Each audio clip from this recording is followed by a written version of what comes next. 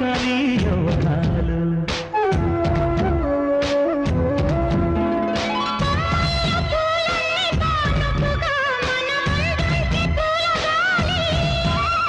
పువ్వుల్లో దాగున్న అందాలనే మన ముందుంచే గంధాలుగా